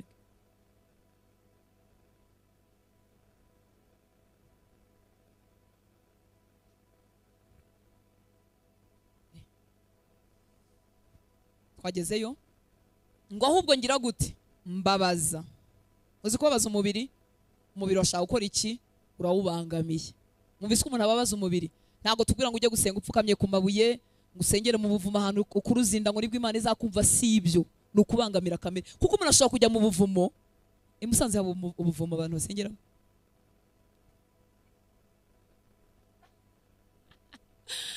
Kurwanya kamere si ukwibabariza muri mwe niyo misengeri, ngo nisengera mu mazi ngo nibwo Imana inyumva, ngo nisenga ngo ahantu ngo urabona ngo twebwe ngo tuba turi mu mwuka, ngo kugira ngo aho hantu hagere ngo kuruzinda ngo nk'ikilometero cyose. Umuntu ashobora gukuruzinda nk'ikilometero cyose, ariko arimo agenda yanga mwene se, atabangamiye kamere, irari rimwuzuye, yababaje iki kibiri cy'inyuma. Ibyo ntibigira umumaro, ntibigira umusaruro. Imana ishimwe cyane. Haleluya. Cyakora ushobora kubuza kurya ari mu minsi yo kwiyiriza, ushobora kuwutegeka kubyuka ngo usenge kandi ibitotsi byari bigutegetse, yego, ariko si ukubabarisha biriya bindi byose. Ngo ahubwo mbabaza, twagezeyo, ahubwo mbabaza umubiri wanjye, ngukoza uburetwa ngo ahari ubwo maze kubwiriza abandi nanjye ubwanjye ntaboneka ko ntemewe. Ibi bintu byavuzwe nande? N'intumwa y'ubuntu. Intumwa y'iki? Y'ubuntu. Yatumenyesheje ubuntu bw'Imana bw'igitangaza. Haleluya. Bwa bundi bwabonetse buhesha abantu bose gukizwa. Mana ishimwe cyane. Ariko n'ubuntu bufite imbaraga, si ubuntu bw'amagambo, nta nubwo ari ubusa. Uwo muntu iyo bwamugezemo, umuntu wese bwagezemo, buratangira bukamwigisha kudategekwa n'irari, bukamwigisha kurekeraho kutubaha Imana. Haleluya. Bwaragize ubwo buntu bukamuha ibyiringiro bitagajuka byo kuzareba umwami mu maso. Mbese ibyo ategereje ntibirangirira inaha ngaha, ngo ibyiringiro n'ibyo ashaka ku Mana ngo bibe ari kuzabona umugabo, kuzabyara, kuzabona akazi keza. Ibyo byose ni byiza kandi murakabihabwa, ariko ibyiringiro by'abo ubuntu bwagezemo birenze by'isi ishobora kuduha. No kuzabona waduhesheje ubwo buntu, tuzamubona amaso ku maso. Haleluya. Twifuza gusa nawe tukiri inaha ngaha kugira ngo nitumubona ntituzagira isoni. Nawe uyu munsi tukiri inaha ngaha ntakorwe n'isoni zo kutwita bene se. Mana ishimwe cyane. Mu rwandiko rw'Abaheburayo bavuga ziriya ntwari zo kwizera. Haleluya. Bagerana kuvuga ngo yemwe ngo isi ntiyari ikwiriye ko bayibamo. Muranyi bashiti z'Imana mpita nibwira ngo isi barayirutaga cyane, kuko babahitishijemo gukererwa n'inkezo cyangwa kwihakana Yesu. Babahitishamo kujugunywa mu muriro cyangwa kwihakana Yesu, ariko bahitamo kutamwihakana. Ngo yewe n'isi ntiyari ikwiriye ko bayibamo. Barayisumbaga cyane. Si umuntu ufata amafoto yumva ijambo ry'Imana ryari buriya. Imana irimo iramureba. Haleluya. Yamenye kuryumva nafotora. Barakubeshya ntugafotora buri munsi utazatahira amafoto. Imana ishimwe cyane. Reka dukomeze. Ngo ahubwo mbabaza umubiri, ngukoze uburetwa, ngo ahari ubwo maze kubwiriza abandi nanjye ubwanjye ntaboneka ko ntemewe. Haleluya. Afata umubiri we akawushyira munsi y'icyo Imana ishaka. Haleluya. Y'icyo umwuka ashaka, akawuhatira kumva icyo umwuka ashaka.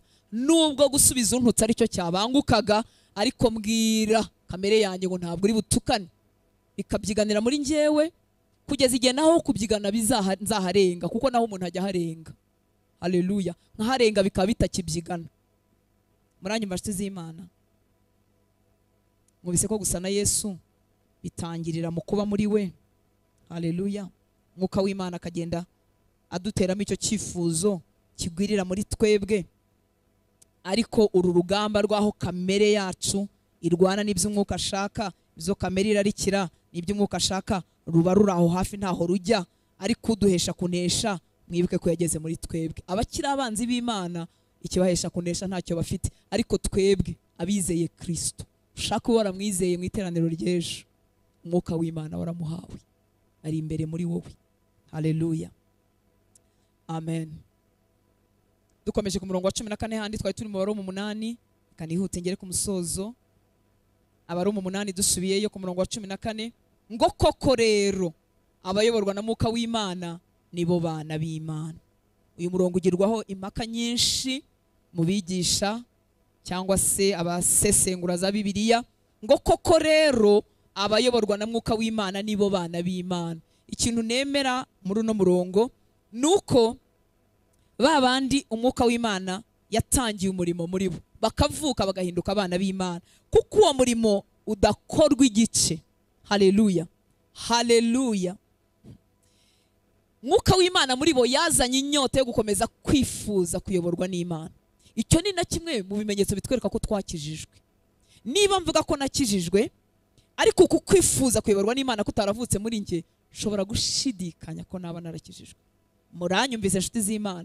Niyo mpamvu rero ahangaha havuga ngo koko rero abayoborwa n'umwuka w'Imana nibo bana b'Imana. Ni ukuvuga ngo umurimo wo kwifuza gukomeza ni igikorwa kiri kontini, igikorwa gikomeza wo kwifuza gukomeza kuyoborwa n'umwuka w'Imana wakoretse muri bo. Haleluya. Si igikorwa cyabaye rimwe ngo kibe kirarangiye. Wa munsi bahamya ko Yesu abaye umwami w'ubuzima bwabo, wa munsi bahindukira bakareba icyo Yesu yakoze ku musaraba bakihana. Hari umurimo watangiye kandi urakomeza. Ukomeza gute? Ubatera kwifuza guhora bashaka kuyoborwa n'umwuka w'Imana. Haleluya.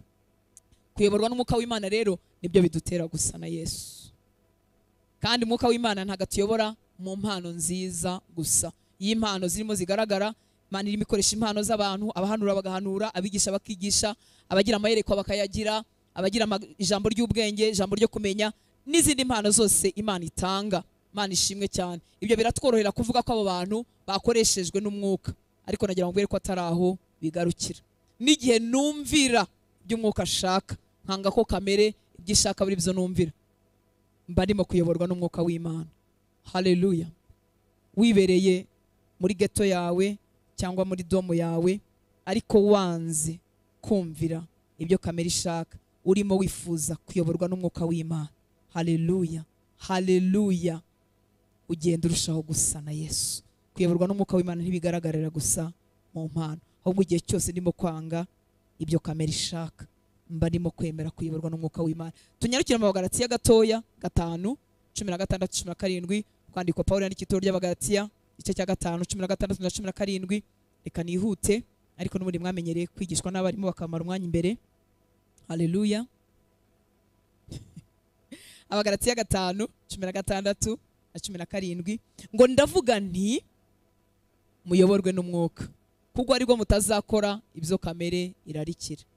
Mugire muti muyoborwe n'umwuka, kuko aribwo mutazakora ibyo kamere irarikira. Nuvuga ngo kamere izaba ishaka kukuyobora, ariko n'umwuka kuko wamuhawe ashaka kuyobora. Nuhitamo kumvira mwuka, iyo tuvuga umwuka si ibintu biri sofistike cyangwa biri supernatural bindi ahantu arimo atubwira, ahubwo no gukurikiza icyo ijambo ry'Imana rivuga. Haleluya. Kuko na mwuka wera navuga ntiyazigera avuga binyuranye n'icyo ijambo ry'Imana rivuga, azashimangira, azabigira bizima muri wowe. Uranyumva nshuti z'Imana? Ndavuga nti muyoborwe n'umwuka, kuko aribwo mutazakora ibyo kamere irarikira. Muri make nifuza kuyoborwa n'umwuka, nzahabwa imbaraga zo kudakora ibyo kamere irarikira. Muranyumva nshuti z'Imana? Ngo kuko kamere irarikira ibyo umwuka yanga, ngo kandi umwuka yifuza ibyo kamere yanga. Mwumvise urwo rugamba ruhojejeho? Kuko ibyo bihabanye, icyo gituma ibyo mushaka gukora atari byo mukora, bihora bihabanye. Ngo kuko kamere irarikira ibyo umwuka yanga, ngo kandi umwuka yifuza ibyo kamere yanga. Ngo kuko ibyo birahabanye. Kamere yanjye ishaka ibyo umwuka yanga, umwuka wanjye umwuka w'Imana muri njyewe agashaka ibyo kamere nayo idashaka. Bya bindi birimo kwihimura, gusubiza untutse n'ibindi nk'ibyo ngibyo. Ngo kuko kamere irarikira ibyo umwuka yanga, kandi umwuka yifuza ibyo kamere yanga, kuko ibyo bihabanye. Icyo gituma ibyo mushaka gukora atari byo mukora. Abantu bose bifuza gusa na Yesu, uru rugamba rw'aho kamere kuyoborwa n'umwuka, bazahora bifuza kuyoborwa n'umwuka w'Imana. Kandi uko bayoborwa n'umwuka w'Imana, bazarushaho gusa na Yesu buri munsi. Ubuzima bwabo buzarabagiranaho ubwiza bw'Imana, ubuzima bwabo buzagenda bugira imbuto nyinshi, bazahinduka ibyitegererezo byiza ku bandi bizera. Nagira ngo mbabwire ko ibintu ubwami bw'Imana bukeneye ari ukubona ibyitegererezo byiza by'abizera. Haleluya, haleluya, haleluya. Ku bantu benshi bataramurikirwa n'umucyo w'ijambo ry'Imana, Bibiliya kuri bo ni inyuguti, ni igitabo nk'ibindi. Ariko ubuzima bwawe, haleluya, ubuzima bwawe nibabwitegereza, buzaba bufite message ikomeye, ikomeye, ikomeye kuri bo. Niyo mpamvu nshuti z'Imana, abakijijwe twese turi abana b'Imana, abihannye twese tuzajya mu ijuru. Ariko abagira umumaro tukiri n'ahangaha bagenda barushaho kuba bakeya. Ndakwinginga kubw'imbabazi z'Imana, mufite teme nziza yo kwifuza gusa na Yesu. Ntago ari ugusa na Yesu gusa ngo duse na Yesu, ni ugusa na Yesu kugira ngo tube ibyitegererezo by'abizera. Pawulo yabwiye Timoteyo, arimo amusaba ngo abe icyitegererezo cy'abizera, si ukuba icyitegererezo cy'abapagani ngo bigarukiraho, kuko abapagani batizera twabarusha ibintu byinshi, ariko ni no kuba icyitegererezo cy'abizera. Haleluya. Mutima wawe ukifuza nk'uko Pawulo yavuze ngo mugere ikirenge mu cyanjye, ngo kubera ko ndimo kugira gute, ndimo kukigera mu cyandi, mu cya Kristo. Mugize neza kuvuga ngo turifuza gusa na Yesu. Nagira ngo mbabwire ko n'ijuru ribikeneye, itwebwe bahamya b'ubwami bw'Imana mu isi. Yesu yaratinyutse aravuga ngo turi intumwa mu cyimbo cye. Iteka nsanga Yesu yarazamuye standard, yayishyize hejuru, aravuga ngo turi intumwa mu cyimbo cye. Tekereza n'intege nke zawe n'intege nke zanjye, Yesu akanyizera akavuga ngo ndi intumwa mu cyimbo cye. Akakureba uri umunyeshuri akavuga ngo uri intumwa mu cyimbo cye, muri iyi shuri, muri iyi kaminuza. ariko icyatumye abikora si ikindi nuko yizeye ko uwagushoboza yageze muri wowe. Haleluya. Uyu ni umurimo w'igitangaza. Ndakwinginze usa na Yesu, reka umutima wawe aba ari byo wifuza kurusha ibindi. Kuririmba ni byiza, kubwiriza ni byiza, ariko iyo bidateretse ku mutima wifuza gusa na Yesu, ubiharanira, utwaza umubiri w'igitugu, ubangamira kamere. Ntambara dufite si yo kurwana n'abantu, nta nubwo ari niyo kurwana na Satani, kuko Satani iteka mbashiriza muri kamere yanjye, ariko intambara mfite niyo kurwana na kamere yanjye, niyo kumvira umwuka. Bizamara iki? Bizatera abandi bantu kwizera ko Yesu ariho. Nibabona gutsinda kwanjye, nibabona kunesha kwanjye, ko nanesheje icyaha, ko ngenda ngira umutima nk'uwa Kristo, ko ngenda nkunda nkawe, ko ngenda mbabarira nkawe, nabo bazifuza kumenya. Nibabona amahoro ya Yesu anyuzuye, bazifuza kumenya uwo mwami. Nagira ngo mbabwire ko ubwami bw'Imana bubakeneye, bukeneye abo bantu. Bambaye umubiri kimwe natwe, intambara ya kamere barayifite, ariko ntibahitamo kugaburira kamere yabo. Ibyo umwuka ashaka se tubikura he? Tubikura ahangaha. Nimuze dutindemo. Haleluya. Nimuze tubwire Yesu ngo duhishurire ibyo wandikishije. Ujya gusoma ijambo ry'Imana, ubwira umwuka wera ngo mpishurire ibyo wandikishije, mubwira ngo magusa nicyo bivuga. Haleluya. Makomera nka cya kigereranyo baduhaye cy'umuntu wubatse inzu ye ku rutare. Kubaka ku rutare si ikindi ngo nuwumva amagambo y'Imana akayakurikiza. Iko Bibiliya ijambo ry'Imana ivuga, Bibiliya iravuga ngo nuwumva amagambo y'Imana akayakomeza. Reka twe kumvira kubwo kumva, reka twe gutegura igiterane kubwo gutegura igiterane, reka twe kuririmba kubwo kuririmba, reka twifuze gusa na Yesu. Twifuze ko buri gikorwa cyose cy'ubumana twegerejwe kizajya kidusiga turushijeho gusa nawe. Haleluya.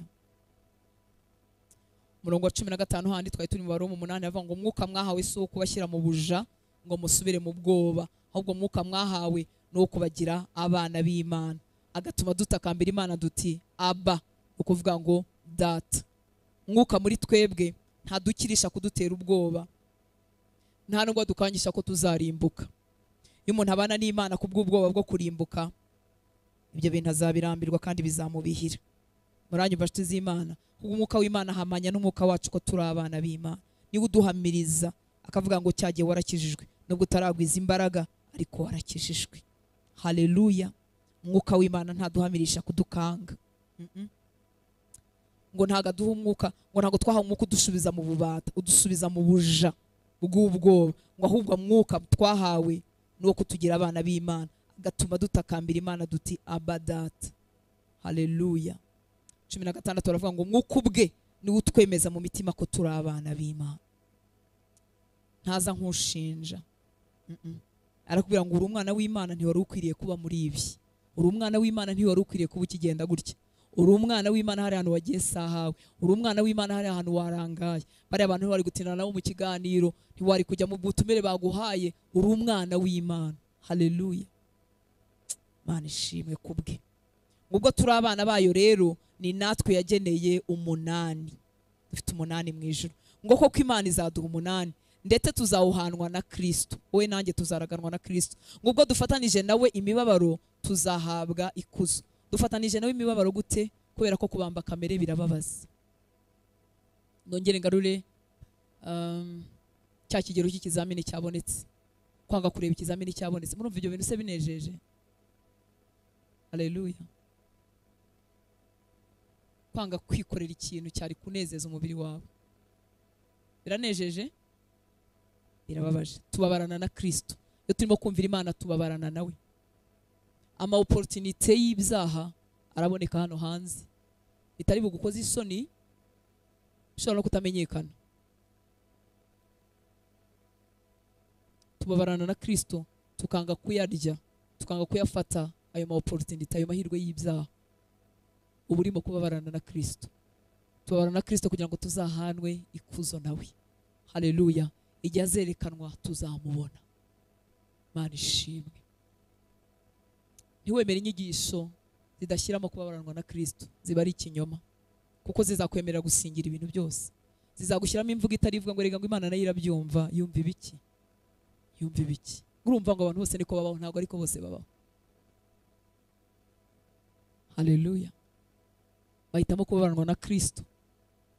Imana ishimwe cyane, kugira ngo bamuheshe icyubahiro. Kandi data ntabareka, ari kumwe n'abiteka. Data ni umubyeyi, ntabwo ari Imana ihagararanye inkoni irakaye. Yarambwiye mu ijambo rye ngo ko ndi mubi nkamenya guha abana banjye ibyiza. Haleluya. Data mwiza ntabwo azaguha amabuye. Oya, yuzuye imbabazi no kugira neza. Ushobora gucishwa mu gihe cyo gutozwa, ushobora gucishwa mu gihe cyo kuremwamo kamere ya Kristo, kuko kugira ngo ugire umutima ukunda nk'uko Yesu akunda, nuko uba wahuye n'abakubabaje. Kuko gukunda abankundiye n'abankunze byoroheye n'umupagano utazi Imana. Haleluya. Imana ishobora kwemera ko kuko isi yaguye iri munsi y'icyaha, ishobora kwemera ko ibintu runaka bitugeraho, ariko si ingome. Ntiyicaranye ubugome ivuga ngo reka bumve. Iyo Mana, iyo shusho waba ufite y'Imana ntabwo ariyo. Ukeneye gutinda mu ijambo ry'Imana kugira ngo umenye Imana y'urukundo n'imbabazi. Ni nabwo uzabasha gukora ibyo ukora byose bishingiye mu rukundo wakunzwe. Icyo gihe kumwubaha, icyo gihe kumwubahisha, icyo gihe kwifuza gusa nawe ntibizakubera imvune. Haleluya. Kwitura urukundo unkunda ntibishobora kuvunana. Kubajya bakundana wagize n'udufaranga, kugurira impano inshuti yawe ntibishobora kukuvuna kuko umukunda. Gukurikira Yesu ntibizatuvuna uko tugenda duhishirirwa urukundo rwe. Muranyumva inshuti z'Imana. Haleluya. Natwe rero turi abana bayo, kandi yatugeneye umugabane mu ijuru. Turi abaragwa baraganwa na Kristo. Imana ishimwe cyane. Byacu ntibizagarukira inahangaha, ariko tukiri inahangaha turifuza gusa na Yesu. Nitumubona tuzasa nawe rwose. Haleluya. Reka ndangirize muri iki cyanditswe, noneho ndarangije. Muri Yohana wa mbere, urwandiko rwa mbere rwa Yohana, igice cya 3, umurongo wa mbere kugeza ku murongo wa 3. Urwandiko rwa mbere rwa Yohana, igice cya 3, nanone ndasoma muri Bibiliya ijambo ry'Imana. Umurongo wa mbere avuga ngo nimurebe ukuntu Imana Data yadukunze bihebuje. Haleluya. Nimurebe ukuntu Imana Data yadukunze bihebuje, ikaduha kwitwa abana bayo. Ngo kandi koko turibo. Kandi koko turibo. Ngo nicyo gituma bisi batatumenya kuko nayo batayimenye. Ngo nshuti nkunda, tumaze kuba abana b'Imana, ariko uko tuzamera ntibiragaragara. Icyakora tuzi yuko igihe Kristo azagaragara tuzamera nkawe, kuko tuzamureba uko ari. Umuntu wese umwiringira atyo arihumanura, akaba aboneye nka Kristo. Ariboneza, niko muri Bibiliya yera bavuga. Iyo rero murimo muvuga gusa na Yesu, abafite ibyo byiringiro byo kuzamubona, bose bahuje icyifuzo gusa nawe. Mureke duhaguruke dusenge. Imana ibahe umugisha.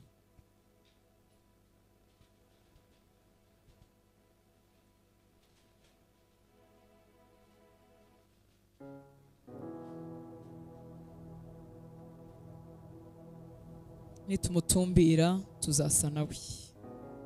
Reka kakubera akanya kawe n'Imana, utitaye kuwo mwicaranye. Yesu yagiye ku musaraba ku bwawe, yagukunze urukundo ruhebuje, yakugize umwana we. Niba utaraba umwana we, yifuza ko waba we. Ahagaze ku rugi rw'umutima wawe akomanga, agutegerezanya urukundo rwinshi nka se wa mwana w'ikirara. Ahora agutegereje avuga ati cyama kumva inkuru zanjye uyu munsi, akizera icyo nakoze ku musaraba kubwe. Icyama akamenya ko atakwikiza, akamenya ko imbaraga zikiza ububata ubwo aribwo bwose zibonekera mu cyo Yesu yakoze ku musaraba. Icyo nicyo Yesu cyo cyifuza afite. Yifuza ko wakira urukundo rwe, yifuza ko wakira imbabazi ze.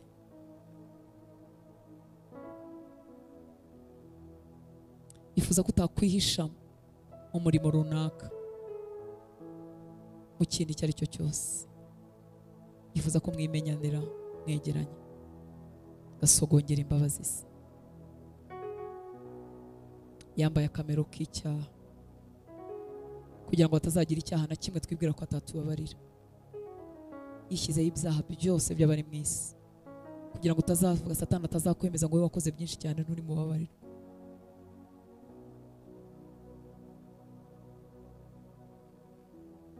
Ikindi jambo ry'Imana ryaratubwiye ngo abantu bose bakoze icyaha, Baroma 3:23, ngo ntibashyikire ubwiza bw'Imana. abantu bose harimo n'ab'ingeso nziza.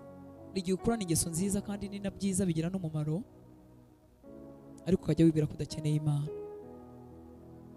Urayikeneye, kubera ko ingeso nziza na ruharwa bombi batizeye Kristo bazarimbukira hamwe. Ntabwo dukizwa n'amasengesho, ntidukizwa n'ibitaramo nk'ibi dutegura, ntidukizwa n'umurimo uwo ari wo wose. Dukizwa n'icyo Yesu yakoze ku musaraba. Yagiye ku musaraba ku bwacu. Mwuka w'Imana ari hano avugana n'umutima wawe. Niba Kristo ubizi ko atakuyobora, urakiyobora mu byiza cyangwa mu bibi, ariko urakiyobora. Ubuntu bw'Imana buri hano, arimo arakubwira ngo nkingurire umutima wawe, ubera umwami, ngukize irimbukiro, ngukize ibyaha, nawe wakira imbabazi. Waba wifuza guha Yesu ubuzima bwawe uri kumwe natwe, uzamura ikiganza tugusengera aho uri. Imana ibahe umugisha, Imana ibahe umugisha, Imana ibahe umugisha, Imana ibahe umugisha. Reka mbasabe, ntabwo mbasaba ngo muze imbere, abanyeshuri ngira ngo abantu baba batinyana ukuntu, ariko mu mutima wawe, mu mutima wawe wamuhamagara. Kanguha akanya gatoya umuhamagare n'amagambo yawe, mubwire ko utsinzwe, mubwire ko uri umunyabyaha ubizi, mubwire ko utakwikiza ahubwo ko umwambaje. Uramusaba ngo agukize.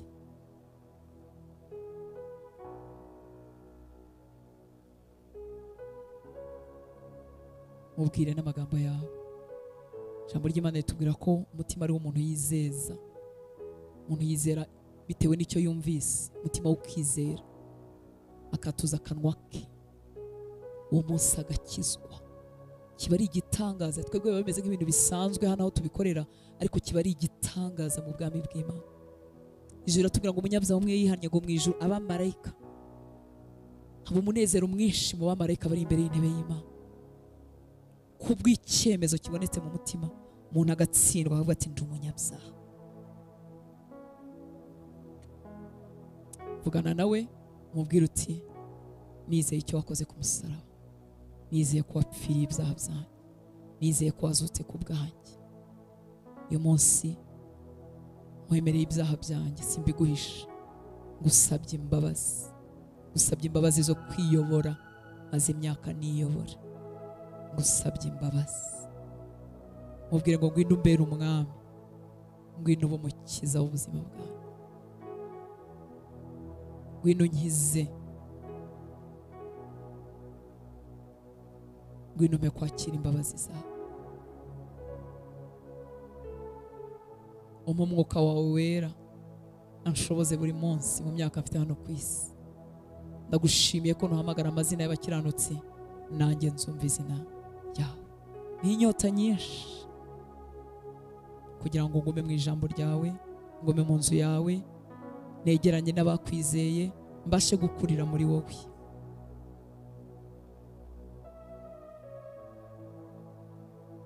Mwami, turagushimye ku bana bawe ukoze umurimo mu mitima yabo.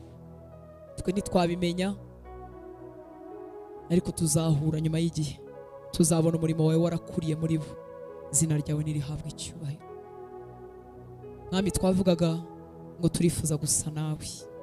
Abenshi muri twebwe twarakijijwe, ariko tugarutse kugusaba imbabazi. Reka natwe dufate umwanya wo gusenga, aho twagiye twemera gutegekwa na kamere yacu, aho twagiye twemera gutegekwa n'irari ryacu, aho ryatuyoboye tukemera tugakoza isoni Yesu.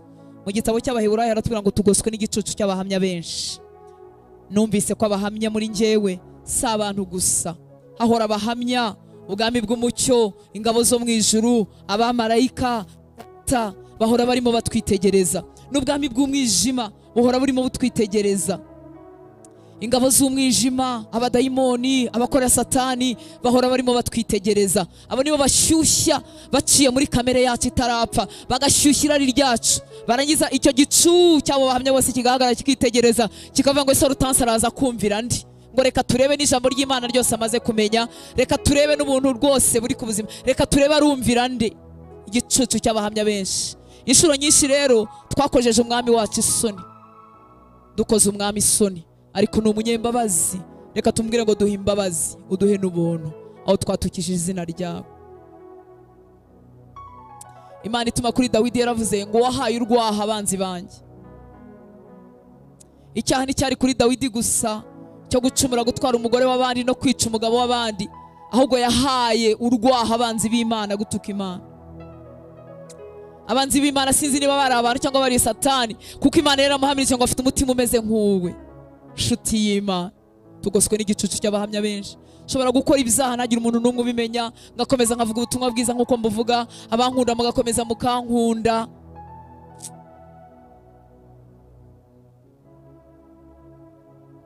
Ariko mbabaje umutima w'umwami wanjye, nk'uko yatangiye umurimo muri twebwe w'agakiza, si twe twikijije n'imbabazi, ariko uwo murimo ntago awukora igice, arakomeza akawukora. Bwa buntu buri muri Tito bwabonetse uhesha abantu bose agakiza, ni nabwo buntu tumusaba ngo reka ijambo ryawe ribe rizima muri gihe kubwo buntu bwawe. Reka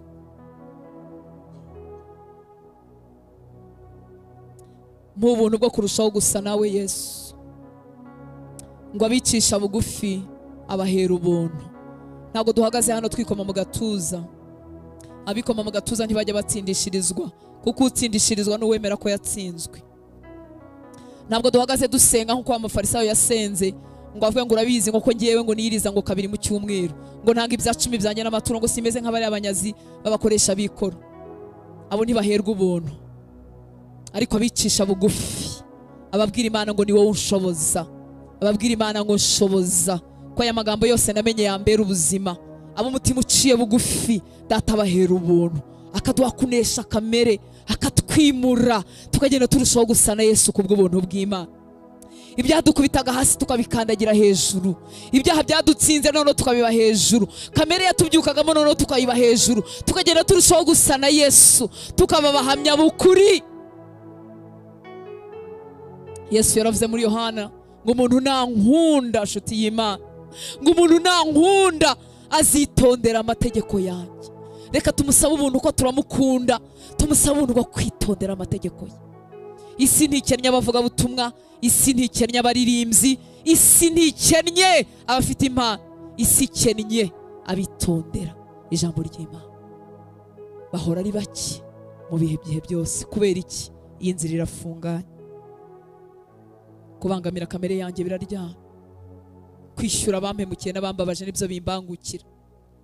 Ariko iyo dutumbereye umusaraba twabwira ngo Yesu ubwo wabishoboye nanjye nshoboza, shobora gukunda abanzi banjye, shoboza kubabarira ababyeyi banjye bampemukiye. Bamwe muri mwebwe muba mwarahemukiwe n'ababyeyi banyu, muba mwarahemukiwe n'abakabagiriye umumaro, ariko urambwira ngo Yesu ubwo wabishoboye nshoboza. Reka dusabe ubuntu bw'Imana, kuko ibikomere bitubuza gukorera Imana, ibikomere bitubuza ko gusigwa k'Umwuka Wera kuzura muri twebwe. Ariko yaratubwiye ngo tubimuhe. Muhe ikikubuza gusa na Yesu. Ese nibikomere, ese n'umubabaro w'igihe kirekire, ese n'ubukene bukabije, ese n'ukwibaza iby'ejo hazaza bikaguhangayikisha, umutima ukamera nka bwa butaka bwarimo amahwa, wa murimo harimo amahwa menshi, amaganya y'Isaka kubana menshi akagutera gucumura ku mwami. Amaganya y'isi no kwibaza ngo ese nimbireka ndabaho gute, ese ko icyaha ninkireka ndabaho gute, ese ko nishirirwa na kanaka usambanya unkoresha icyaha, ese ko ndinda kubeshya. Reka tubwire Yesu ngo ubwo yabishoboye, ngo yarageragejwe kimwe natwe ariko ntigeze akora icyaha, ngo yagandukiye Data kugera mu rupfu. Ese wasuka umutima wawe imbere y'Imana, ese wamubwiza ukuri? Yesu duciye bugufi imbere yawe, turi abahungu bawe n'abakobwa bawe, turi abana bawe waguze amaraso, udutegerejanye urukundo rwinshi, ngo bari muri wowe ni koko ntuducira witeka, ariko twagucumuyeho, twarandavuye, aho twari kubwira abantu ngo nibagere ikirenge mu cyacu ngo bakigera mu cya Kristo, twagize isoni zo kubibabwira kuko twacumuranye nabo, dukorana nabo amahano. Mwami turagarutse, uri Imana y'amahirwe ya kenshi, reka imbabazi zawe zitwuzure, imbabazi zibonekera aho uri. Duciye bugufi imbere yawe, tugusabye ubuntu. Dore aba basore n'izi nkumi Mwami baracyafite urugendo rurerure mu by'imyaka, ariko bamenyanye nawe, n'abana bawe, abandi n'abakozi bawe, bari mu myaka itoroshye, urubyiruko uko rubaho bitandukanye nuko wowe ushaka ko babaho mwami waba. Bafite ibihinyuza byinshi, bafite ibabwira ngo muri abaturage muri abaswa suko bigenda. Ndetse amaso yabo aritegereza akabona ibyo bagenzi babo mu byaha bagezeho, ayiye amaso yabo mwami akabyifuza. Bahe kunesha nkuko wanesheje, bahe kunesha nkuko wanesheje, bahe kuba icyitegererezo cy'abizera. Aba basore ubahe kuba ibyitegererezo by'abizera, aba bakobwa ubahe kuba ibyitegererezo by'abizera. Wowe watangiye umurimo mwiza muri twebwe wo kwizerwa, ntabwo ukora igice. Igihe kimwe uzadukumurikira data tutagira inenge n'umunkanari. Twigize imbere mu gusa nawe mwami. Yuba mu bitaramo byacu tukuririmbire twifuza gusa nawe, dusirimbe twifuza gusa nawe, dukora imirimo twifuza gusa nawe, twige twifuza gusa nawe, dushaka amafaranga ariko tuyashakira mu gusa nawe, twiboneza nkuko uboneye mwami waba. Dukoreshe binoze tukiri nahangaha, dukoreshe rwose uko ushaka. Tuba abayobozi mu bigo, tuba abasirikare, tuba abacuruzi, tuba ababyeyi abagore n'abagabo, ariko twiboneza turushaho gusa nawe. Dushaka iterambere ry'abacu n'ibyacu, ariko mukunzi mwiza tutibagiwe ko dufite ibyiringiro byo kuzakubona. Abafite ibyiringiro byo kuzakubona bafite icyifuzo kimwe cyo gusa nawe, bariboneza buri munsi, barwaniye intambara yo kubangamira kamere, bifuza gukora ibyo umwuka ashaka. Udukure mu mitego yo kunezeza abantu, uduhe kwifuza kwishimirwa nawe, abantu bahari cyangwa badahari. Saba umugisha mwami abana bawe bateguye kuguhura, ababikanguriye abandi, abatanze umwanya wabo, abamaze igihe basenga, abayoboye kominote zitandukanye mwami ziri muri iki kigo, abakora imirimo yawe hirya no hino. Ndasenze ngo bakomeze, kugira ngo bakomeze bakangurire benshi ku bukiranutsi. Ubahe gutsinda amasomo yabo mwami wabamubane nabo mu byo bagukeneyeho, kugira ngo mwami ntibacogozwe n'ibihe. Ubahe kuba hejuru y'ibibahinyuza, ubahe kuba hejuru y'ibihe. Tugushimiye kandi ubuyobozi bw'ikigo bwemera ko abana biga ijambo ryawe. Ubahe umugisha. Iki gicaniro cy'abasenga n'abavuga ibyawe ntikikazime mu makaminuza y'u Rwanda, ntikikazime mu mitima y'abahungu n'abakobwa. Ubakoreshe nk'uko wagambiriye, ubahuze n'aya mirimo myiza wabaremeye muri wowe Kristo Yesu ngo bayigenderemo. Abenda kurangiza mwami nibasohoka hanze uzagendane nabo, ntibazacogore, ubuzima ntibuzabakamure. Ubaha umugisha wawe, ubaha umugisha mu byo bize n'ibyo bazakora. Ubaha umugisha, ubahera umugisha aho bagana nyaguhora ku ngoma. Ubamara ubwoba bw'ibihe kuko uri uwo kwizerwa. Uri data, turakuzura ikimenyane cyacu. Abibaza ngo bizagenda bite ko nta muntu nzi, ujye wibutsa ko ari wowe ikimenyane dufite, maze bibarinde gucogora, bibarinde kunamuka. Urakoze mwami, icyubahiro cyose nikikugarukire, mu izina rya Yesu dusenze, amen. Mwami abaho umugisha, murakoze.